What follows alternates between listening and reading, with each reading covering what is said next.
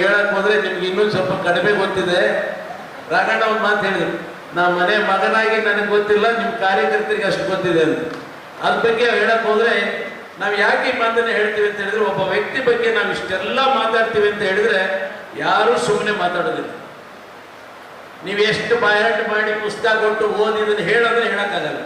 ಆದ್ರೆ ಏನು ಬಾಯಾಟ ಮಾಡ್ದೇನೆ ಒಬ್ಬ ವ್ಯಕ್ತಿ ಬಗ್ಗೆ ಗೊತ್ತಿದ್ದು, ಅವರ ಸಾಧನೆ ಬಗ್ಗೆ ಗೊತ್ತಿದ್ದು, ಅವರ ಶ್ರಮದ ಬಗ್ಗೆ ಗೊತ್ತಿದ್ದು, ಅವರ ಕಾಯಕದ ಬಗ್ಗೆ ಗೊತ್ತಿದ್ದು, ಇವತ್ತು ಏನು 2 ಸ್ಥಾನಗಳಿಂದ ಬಿಜೆಪಿಯನ್ನ 110ಕ್ಕೆ ತಂದು 2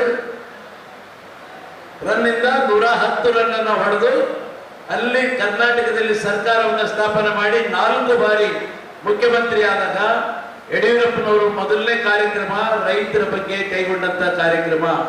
ಅದಕ್ಕೆ ಅವ್ರನ್ನ ನಾವು ರೈತ ನಾಯಕರು ಅಂತ ಹೇಳ್ತಾ ಇದ್ದೇವೆ.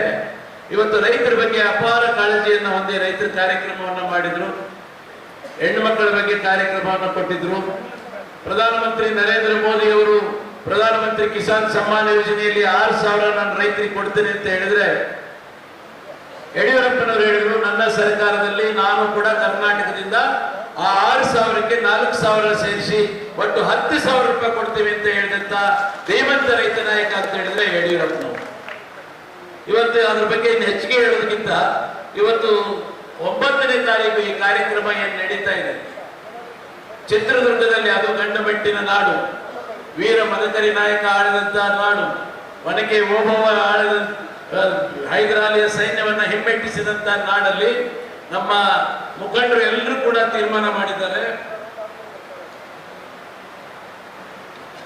ಚಿತ್ರದುರ್ಗದಲ್ಲಿ ಈ ಕಾರ್ಯಕ್ರಮವನ್ನ ಮಾಡಬೇಕು ಅಂತ ಹೇಳಿ.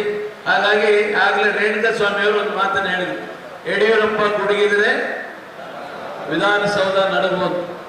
2ನೇ ಬಾರಿ ಈಗ ಯಡಿಯೂರಪ್ಪನವರು ಚಿತ್ರದುರ್ಗದ ನೆಲದಲ್ಲಿ ಗುಡುಕ್ತಾ ಇದ್ದಾರೆ. 9ನೇ ತಾರೀಕು ಅಭಿಮಾನಿಗಳಿಗೋಸ್ಕರ, ಕರ್ನಾಟಕದ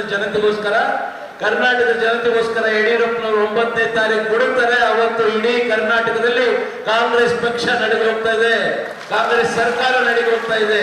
ಅಂತ ಒಂದು ಕಾರ್ಯಕ್ರಮಕ್ಕೆ ನಾವೆಲ್ಲರೂ ಲಕ್ಷ ಸಂಖ್ಯೆಯಲ್ಲಿ ಇವತ್ತು ಜನತೆಯನ್ನ ಕರ್ಕೊಂಡೋಗಿ ಈ ಕಾರ್ಯಕ್ರಮವನ್ನ ಯಶಸ್ವಿಗೊಳಿಸುವುದು ಅತ್ಯಂತ ಅವಶ್ಯಕವಾಗಿದೆ. ಆ ನಿಟ್ಟಿನಲ್ಲಿ ಈ ಎಲ್ಲರೂ ಕೂಡ ಸಿದ್ಧರಾಗಿದ್ದಾರೆ.